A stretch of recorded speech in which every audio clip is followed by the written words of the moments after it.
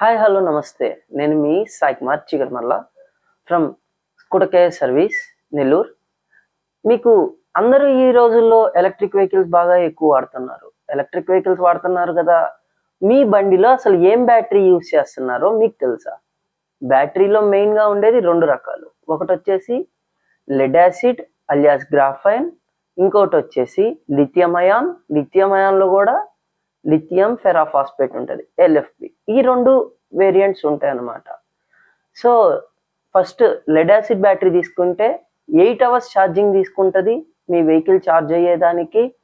So, 60 volts battery గనక తీసుకుంటే 5 బ్యాటరీలు ఉంటాయి మీ వెహికల్‌లో. 48 తీసుకుంటే 4 బ్యాటరీలు ఉంటాయి. 72 తీసుకుంటే 6 బ్యాటరీలు ఉంటాయి. 4 బ్యాటరీలు వచ్చేసి 50 కిలోమీటర్ల రేంజ్ వస్తది. 5 బ్యాటరీలు వచ్చేసి 60 కిలోమీటర్ల రేంజ్ వస్తది. 6 బ్యాటరీలు గనక ఉంటే మీ వెహికల్ వచ్చేసి 80 కిలోమీటర్స్ రేంజ్ మైలేజ్ వస్తది. సో, ఇది గ్రాఫైన్ అన్నమాట. అట్లానే లిథియం తీసుకుంటే దానిలో ఏహెచ్ అనేది ఉంటది.